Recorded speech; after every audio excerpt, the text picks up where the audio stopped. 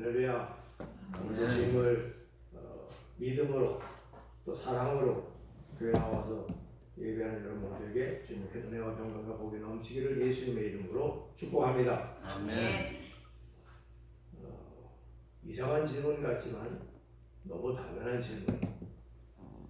사랑하는 성도 여러분, 삶의 목적이 무엇이라고 생각하고 사시나요?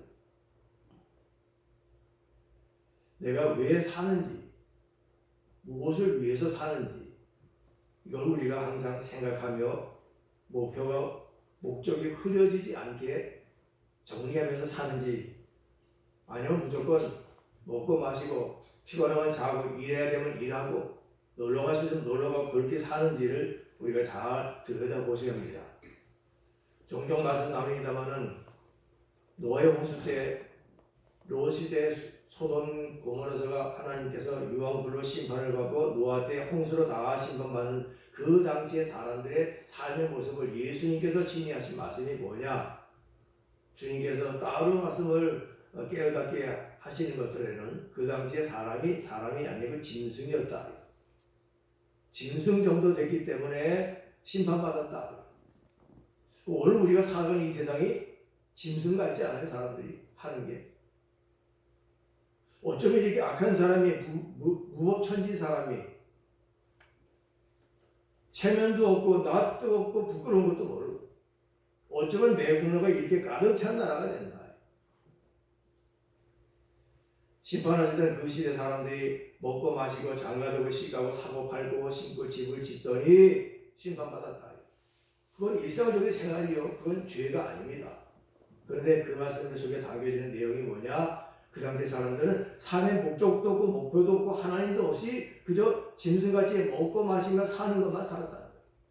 그거 자체가 죄는 아니지만은 그렇게 살다가 보면은 은혜가 떠나가고 믿음을 잃어버리게 되고 진정 가치 있는 삶을 살지 않고 하나님도 잊어버리고 그럼 점점 타락해서 짐승같이 돼서 하나님의 심판을 받게 된다라는 말씀이 거기에 담겨져 있는 것입니다. 나는 나이가 많아서 이제 요단강 건너갈 일이 얼마 안 남았는데 무슨 삶의 목적이 어디 있고 목표가 어디 있고 왜 사느냐? 태어났으니까 그냥 살지요. 뭘 왜 사냐? 자녀들만 잘 되면 좋겠어요. 그렇게 사는 건요 짐승이 사는 것과 다른 거는 거지. 특별히 예수님은 우리들은 우주 구조를 다 안다. 위로 우리를 창조해서 하나님이 계시고 또 우리 주변에 세상과 사람이 있고 물질 세계가 있는 것 같으나 영적 세계 하나님이 있고 영적 세계 마귀가 있어서 우리를 어찌하든지 간에 택함받은 구원받은 영혼들에도 실종시켜서 지옥으로 끌고 가려는 존재가 있다는 것이 이걸 이해하고 언제나 기억해야 돼요. 그래야 내가 왜 살아야 되는지 무엇에서 살아야 되는지 스스로 정해야 되는 것을 분명히 우리가 의식하게 되고 깨닫게 됩니다. 대부분의 사람들은 살고 싶은 대로 살아요. 그건 삶의 목적이 아닙니다. 그러니 강아지의 목적이고 고양이의 목적에 불과한 거예요. 우리 예수 믿는 사람들은 조금 더 나아가도 우리 교회는 그런 분이 한 분도 안 계시겠지만은 하나님 믿어야 구원받으니까 예수 믿는 것이고 또 인생을 살면서 왜 예수 믿냐? 구원받았는데 인생 살 때 어려운 도와주는 분이 있어야지. 내 문제를 해결해 주는 분이 있어야지. 그래서 신앙생활 계속 한다면은요, 그게 예수님 없는 사람과 별 다를 바가 없는 거죠. 하나님이 나를 위해 존재한다는 생각이거든요. 나 천국 가야 되니까 예수님 믿고, 또 나 어려운 거 해결 받으려니까 예수 믿고, 그걸 하나님을 나의 종으로 생각하는 것과 다를 바가 없어요. 우리나라에 미신이 많이 있지만은 그 미신의 근본 정신이 그거예요. 우리 조상들이 많이 섬겼던 귀신 뭐 이런 거 저런 거 다 그런 미신들이 뭐냐? 나 잘 되기 위해서, 내 영혼 잘 되기 위해서. 심지어 우리나라는 어떤 배달까지 있었냐? 부모님과 할아버지 할머니가 빨리 세상 떠나 저 세상 가야 귀신이 되어야 우리 가문을 도와주고 자녀를 도와주니까 빨리 돌아가실 마음이 있었어요.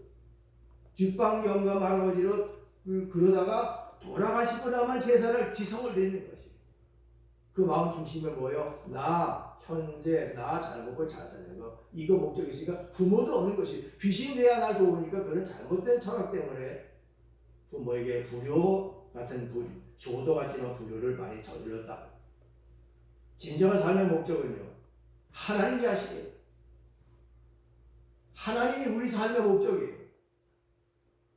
진정한 목적은 하나님이 목적이고 하나님께서 나를 창조하신 그 목적을 하나님께서 이루어가는 게 목적이지. 잘 먹고 잘 살고 행복하고 기쁘고 감사한 거, 그거 건강한 거, 그게 삶의 목적 아니다. 예수 믿으면 최소한도 이 정도는 정리가 돼야 되는 거예요. 왜 사냐? 뭘 위해 사냐? 하나님 위해서 살아. 하나님 나를 이 땅에 보내시는 그 목적을 이루어내려 사는 것이죠. 이럴 때 하나님께서 도우시고 함께 하시고 그런 사람이 기도하는 것마다 응답하시는 것이죠. 근데 귀신을 세고 있는 것 같이 하나님을 천국 가려야 되니까는 예수 믿어야만 간다며. 교회가 예수 믿어. 어려운 거 생기면 어떻게 사람이 도와주는 큰 일은 하나님을 기도해갖고 응답 받아야지. 그게 맞는 것 같지만 그건 정말로 어린아이 같은 신앙이에요. 그런 신앙인 사람은 절대로 순교 못하지. 그런 신앙은 잘 되면은 하나님 감사하고 조금 내가 생각하기에 안 되면은 하나님 대우를 원망하는 거예요. 그거는 예수 믿는 것이 아니라. 하나님의 사랑하는 자 그 뜻대로 부르심을 입은 자들에게는 모든 것이 하나님과 선이 이룬다. 내가 잘못해서 내가 어려움 당하는 건 당연한 거잖아요. 쉬운 대로 거둔데. 그런데 내가 잘못해 내가 어려움을 당해도 그걸 통해서 반드시 우리가 회개하고 회복해서 믿음의 사람으로 더 자라게 하시는 은혜가 그 안에 담겨지는 것이에요. 요즘 우리나라 군대가 완전히 군대가 아니에요. 약한 자들이 나라를 망가뜨리고 외국에 점령당하게 만들려고 스스로 군대를 약화시킨 거예요. 횟수 줄이고 돈 많이 주고 휴대폰 하게 하고 훈련 센 거 못하게 하고. 요즘 전쟁 나면 어떻게 될 것 같아요? 장비는 좋은데 군인들은 다 멍청이 바보들이다. 자기밖에 모르고 돈밖에 모르고 진급하는 것밖에 모르고 잘 먹고 자살하는 것밖에 모르는 그런 짐승같이 타락했다. 군대로. 그러니 얼마나 이게 걱정이 되는 일인지 몰라요.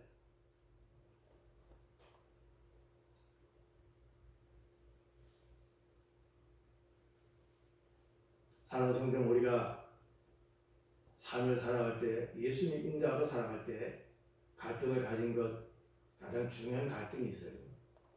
그게 뭐냐면 하나님과 세상 사이의 갈등이에요. 신앙과 현실의 갈등.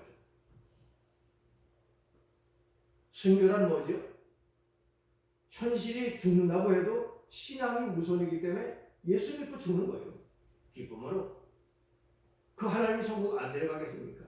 근데 잘 믿는 것 같은데 신앙과 현실, 믿음과 삶의 갈등이 있죠. 예수 믿으니까 이걸 안 해야 되는데 하고 싶다. 어떤 게 더 중요하냐? 항상 우리 예수 믿는 그 갈등이 있다. 신앙보다, 말씀보다, 믿음보다 현실과 삶을 따라가는 것은요, 그거는 이제 믿음이 있다고 말할 수 없죠. 교회 다니는 사람, 신앙을 선택하기도 하지만 때때로 삶을 선택하고 현실을 선택할 때 왔다 갔다 하면은 그래서 믿음이 있는 사람이죠.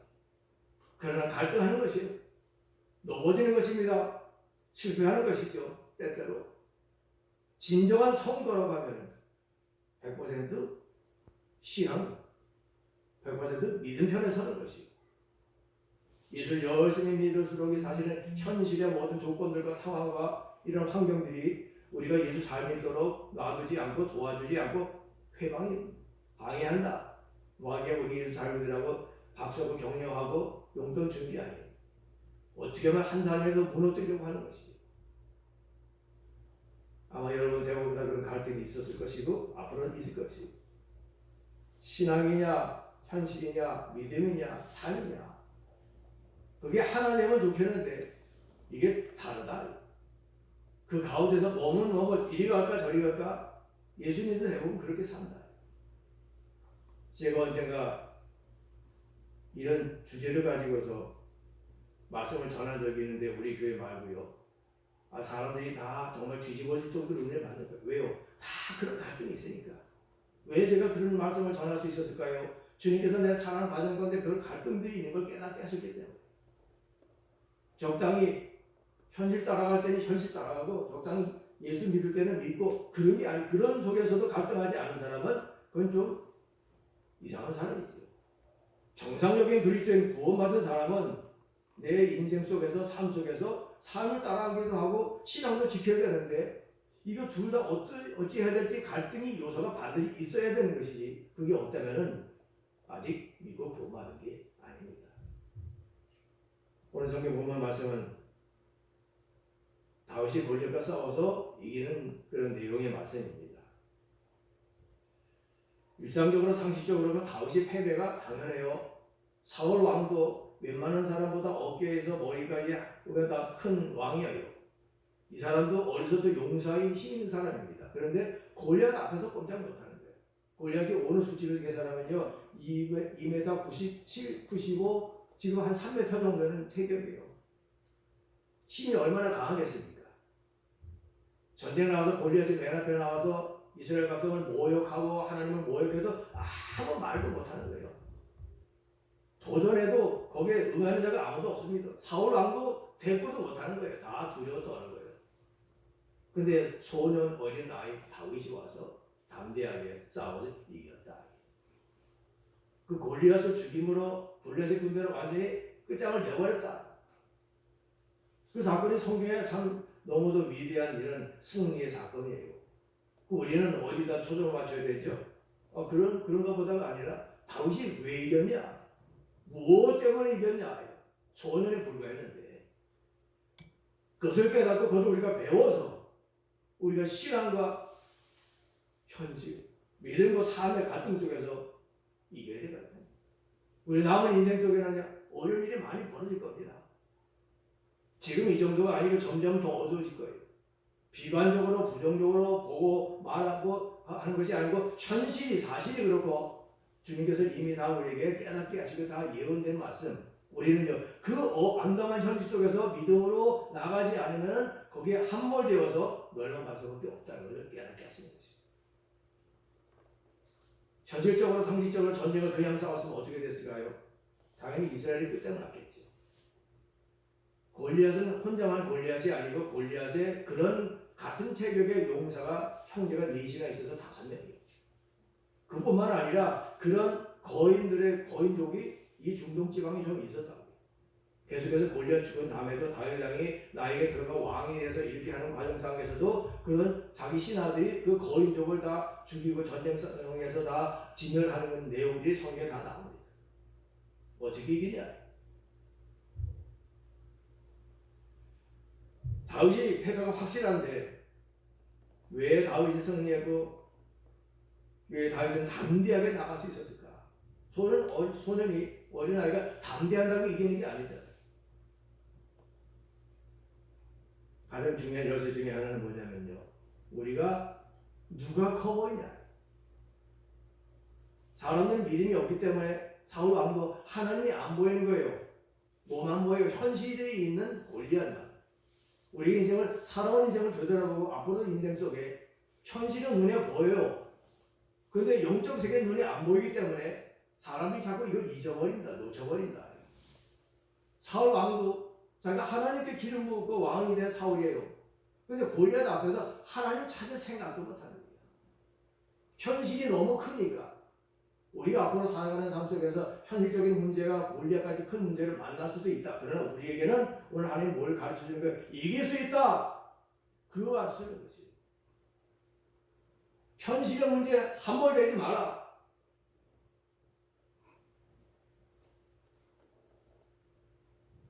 오늘 32절 말씀에 사울왕이 부름받아서 다윗이 가서 뭐라 그래요? 다윗이 사울에게 말하되 그거 누구죠? 골리앗으로 말미암아 사람이 낙담하지 말 것이라. 주의 종이 가서 저 블레셋 사람과 싸우리다. 소년이 어른들도 왕인 딴 사람보다 키가 훨씬 더 크고 체격이 큰 용사인 사울왕도 벌벌 떨고 감히 나가지 못하는데 이 키 작고 어린아이 같은 소년 다윗이 뭐라 그래요? 낙담하지 말라. 내가 싸우겠다는 거예요. 기가 찰 일이지 사실은요. 사울왕이 뭐라 그러죠? 내가 가서 저 블레셋 사람과 싸울 수 없으니 너는 소년이요 그는 어려서부터 용서하라. 내가 어떻게 저 사람 이기냐? 나도 못 이길 것 같아가지고 지금 벌벌 떨고 있는데. 이게 다윗이 한 말씀이 하나님의 말씀이라고 우리 믿어야 하는 것이죠. 제가 맞들어 있습니다. 34절로 36절 말씀입니다. 다윗이 사울에게 말하되 주의 종이 아버지의 양을 지킬 때에 사자나 곰이 와서 양떼에서 새끼를 물어가면 내가 따라가서 그것을 치고 그 입에서 새끼를 건져내었고 그것이 일어나 나를 해하고자 하면 내가 그 수염을 잡고 그것을 쳐 죽였나이다. 주의 종이 사자와 곰도 쳤은즉 살아계시는 하나님의 군대를 모욕한 이 할례 받지 않은 블레셋 사람이니까 그가 그 짐승의 하나와 같이 되리다. 여호와께서 나를 사자의 발톱과 곰의 발톱에서 지켜내셨은즉 나를 이 블레셋 사람의 손에서도 건져내시리다. 다윗이 이렇게 말씀해요. 왜 다윗이 낙담하지 마라. 내가 가서 싸울게. 왕이시여 가만히 계세요. 장군들이여 가만히 계세요. 낙담하지 마. 저 사람 보고 현실의 문제에 깔려 죽지 말라. 내가 싸우겠다. 중요한 것은 우리가 신앙에서 하나님이 얼마나 커 보이느냐. 믿음이 있다고 생각했는데 결국 골리앗 같은 문제 앞에서 쭈그러지면 믿음 없는 거지. 다른 사람은 믿음을 인정해주지 않아도 골리앗 같은 문제 앞에서 그걸 때려 쳐서 멸할 정도 다윗이 되면 그 사람은 믿음이 있는 사람이에요? 없는 사람이에요? 있는 사람이에요. 다윗은 자기가 물맷돌을 던져서 키가 크고 덩치가 크고 힘이 좋아서가 아니라 다윗은 누굴 믿는 거예요? 하나님을 믿자. 하나님을. 골리앗이 아무리 커도 3m가 아니라 300m가 돼도 더 큰 하나님, 더 힘 있는 하나님, 창조주 하나님이 나의 하나님, 내가 그 안에 믿는다. 나머지 유대 사람, 이스라엘 사람, 사울 왕조차도 그 앞에서 하나님을 생각할 여유도 없는 것입니다. 그 문제에, 그 위압에, 그 능력에, 힘에 눌려서 하나님 생각조차 못하는 거지. 내 어린아이는요, 아무리 커봐. 300m? 그러면 눈 감고 던져도 맞겠네. 클수록이 다윗에게는 더 좋은 거예요. 관역이 크니까 발로 차도 더 들어가요. 생각 차이, 믿음 차이다. 다윗이 자기의 과거의 승리, 과거의 하나님의 은혜로 이긴 것을 간증하잖아요. 내가 아버지의 양떼들을 칠 때 때때로 사자나 곰이 와서 만만한 새끼를 먹으려고 잡아간다. 그럼 어이 무서워. 나를 안 잡아가면서 다행이네. 다윗이 이런 것이 아니고 다윗이 쫓아가서 수염을 잡고 그 입에 물려있는 것을 뺏어냈다는 거야. 새끼를. 곰과 사자를. 그럼 그것이 안 뺏기려고 발톱으로 던지면은 그 곰과 사자를 쳐 죽였다. 소련 다윗의 힘일까요? 아니. 하나님의 능력, 하나님의 도심이에요. 골리앗같이 큰 문제도 하나님의 도시면은 능히 해결할 수 있는데 내 힘으로는 아무것도 못한다.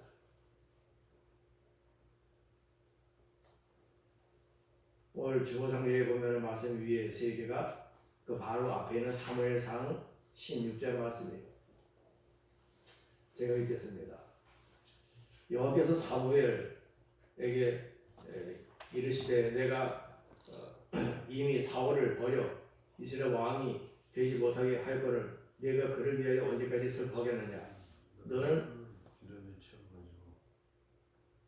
뿔에 기름을 채워가지고 가라. 내가 너를 베들레헴 사람 이세에게로 보내리니 이는 내가 그의 아들 중에 한 왕을 보았느니라 하시는지라. 아멘. 사울이 하나님을 거역했기 때문에 버림받았어요. 그 다음에 왕을 세우려고 하나님이 이스라엘을 다 보니 이세의 아들 중에 거기 아들이 8명인데 그 중에 왕이 있다. 어떤 왕이에요? 제 막내고 키 작고 아직 어린데 뭘 본 거죠? 하나는 중심본다. 두 번째 말씀입니다. 그 이세의 집에 사무엘 선지자가 기름을 부으려고 왕으로 왔을 때 하나님이 하신 말씀 여호와께서 사무엘에게 이르시되 그의 용모와 키를 보지 말라. 내가 이미 그를 버렸노라.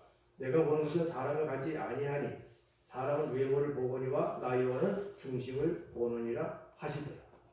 제일 막내 어린아이인데 중심이 누구의 중심이에요? 왕의 중심이에요. 왕의 마음을 갖았어요. 하나님이 너 사무엘도 상상 못했죠. 기대하지도 않았어요. 기름 부었어요.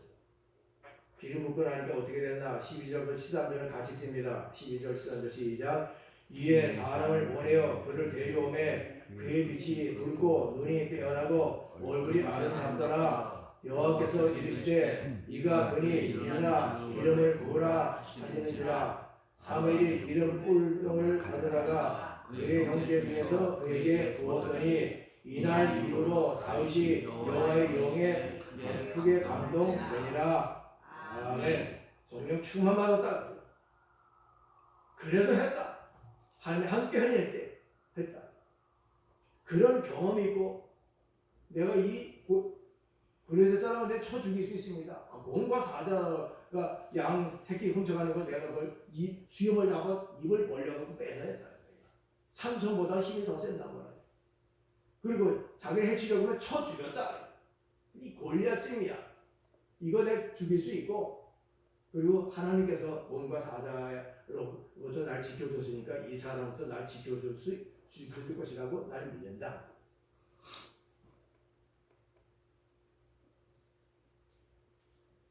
사랑하는 성도 여러분, 하나님 믿습니까? 아멘. 아멘 이렇게 적어요. 하나님 믿습니까? 아멘. 신앙과 현실 사이에서, 믿음과 삶 사이에서 뭘 선택하냐? 사람들은 삶이 커 보이고 현실이 커 보이니까 신앙과 믿음이 짜그라들었지 여기 다 이 사람이. 그런데 삶이 커 보이든 현실이 커 보이든 내 하나님이 더 훨씬 비과설이 크다. 신앙과 믿음을 선택한 사람은 누구예요? 다윗이요. 그래서 이겼다. 누가 도와서? 하나님의 역사가 있어요. 다윗이 이 블레셋을 만나서 선포한 말들이 있죠. 마지막에 가면요 49절 말씀만 같이 있으면 49절 시작. 손을 주머니에 넣어 돌을 가지고 물매로 던져 블레셋 사람의 이마를 치매 돌이 그의 이마에 박히니 땅에 엎드러지니라. 아멘. 돌 던져서 돌이 이마에 박혀야 보통 안 박히죠. 그렇죠? 머리가 깨지거나 피가 터지거나 쓰러지거나 그럴 수 있는데 그 돌이 왜 박혔을 것 같아요? 다윗은 돌을 던졌는데 그 뒤에 맞게 하시고 그 돌을 이마에다가 쑤셔 집어넣는 분이 누굴까요? 하나님이시죠. 그런 믿음을 가지고 있으니까 하나님이 하시죠.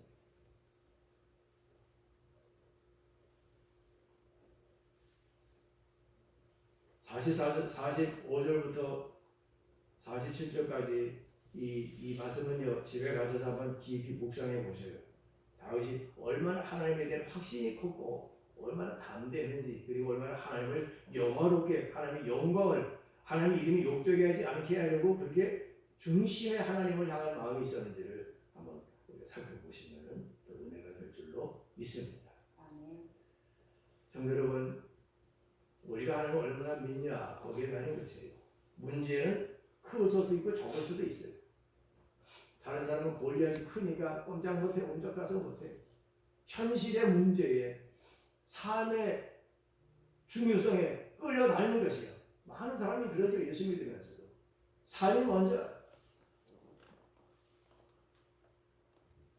하나님이 먼저냐, 신앙이 먼저냐, 그렇게 하지 못한다. 내가 와서 나는 적이 있지만은, 전에 상계된 교회에서 교육자들은 내게 예배드리지 순서 맞지 않으면 뒤에 앉아요. 그래서 성도들 안도하고 이렇게 좀 안내하는 성도들이 있지만은 그 예배 끝나고 나면 맨 뒤쪽에 앉는다고. 난 장로님이 맨 뒤에 앉아가지고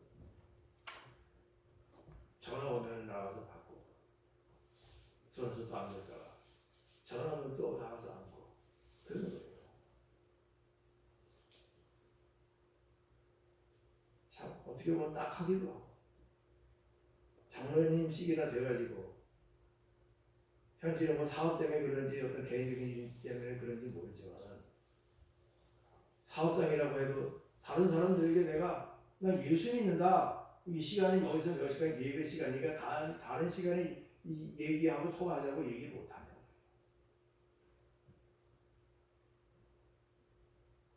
하나님의 바위 같은 거 좀 그런 믿음을 가질 수 없느냐. 현실이 더 바쁘고 삶이 더 중요해. 예배는 건 나중이야.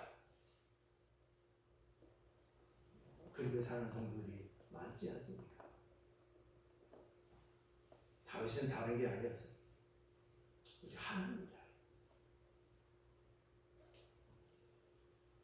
어려서도 그랬다.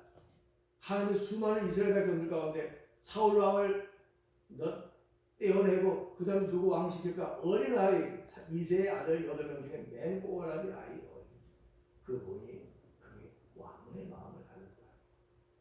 하나님이 향한 귀한 믿음의 마음을 가졌다. 야, 사무엘아 가서 기름 왕으로 세워라. 기름 부으니까 성령으로 충만해. 이렇게 살았다. 다윗이 힘이 있어서 아니 삼손은 워낙에 하나님께 그런 은사와 능력을 받았지만 다윗은 보통 사람.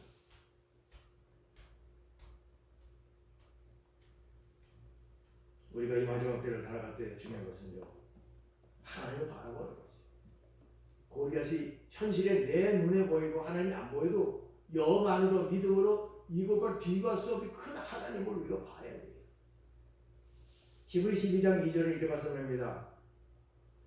믿음의 주요 또 온전케 하시는 예수를 바라보자. 그는 그 앞에 있는 기쁨을 위하여 십자가를 참으사 부끄러움을 게으르지 아니하시더니 하나님 보좌 우편에 앉으셨느니라. 아멘. 예수님께서도 인간으로 이 땅에 계실 때에 믿음을 선택했다는 거예요. 예수님도 십자가 겟세마네에서 십자가 지는 것이 그게 싫었기 때문에 예수님도 3번이나 하나님께 간절히 기도하지만 이 잔이 내게서 지나가게 없어서 그러나 내 원대로 마시고 아버지 뜻대로 할게요. 십자가 지는 일이 보통 일이 아니잖아요. 근데 그 앞에 있는 십자가를 통해 수많은 우리 같은 부족한 사람들을 구원해내서 함께 하나님 나라에 들어갈 그 기쁨, 그걸 믿음으로 바라보고 예수도 십자가를 참았다. 결국 우리를 천국으로 데려가며 하나님 보좌 우편에 앉으셨다. 그 예수를 바라보자. 그 예수. 다윗을 바라보자. 다윗이 어떻게 승리했는지. 우리가 잘 아는 헬렌 켈러라는 그 수녀님은 어느 날은 자기가 고아원을 건축해가지고 그 하나님 앞에서 그 사역을 고아들 돌보는 사역을 하겠다라고 그렇게 발표를 했어요. 기자들이 와서 기자회견을 하면서 물어봐요. 수녀님, 건축 기금이 얼마나 준비되어 있습니까? 주머니 이렇게 뒤져갖고 나오는 게 동전 3개. 아, 이게 지금은 전부입니다. 기자들이 이게 농담하는 것도 아니고 폭소를 터뜨렸습니다. 그때 테레사 수녀가 뭐라고 말했냐? 이 동전과 테레사는 아무것도 할 수 없습니다. 하나님께서 이 돈을 통해서 무엇이든지 할 수 있다. 우리가 하나님 믿고 감사하면서 나가는 자녀들에게 하나님은 우리에게 반드시 승리를 인도하실 줄 믿는다.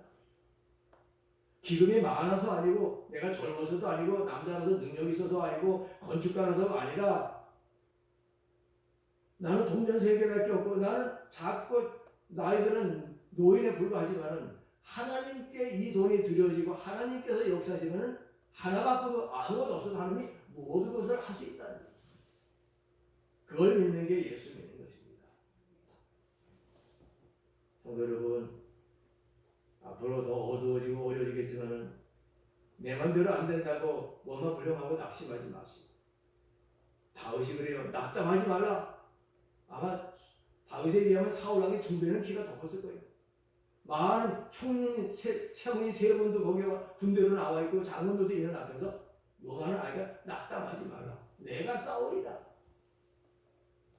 이런 마음, 이런 믿음이 있었기 때문에 함께하고 고문과 사자도 쳐 죽이고 골리앗도 쳐 죽이고 위대의 왕이 될 수 있었던 것입니다. 예수 믿는 것은 나를 믿는 것 아니라 하나님을 믿는 것입니다. 내 능력과 힘으로 하는 것 아니 하나님의 도우신 능력과 힘으로 하는 것이다. 여러분 험한 시대로 오직 하나님 믿음으로 바위까지 위대하신 하나님을 의지하고 승리하기를 예수님의 이름으로 축복합니다. 아멘. 기도했습니다. 이 시간에 하시는 기도할 때에 은혜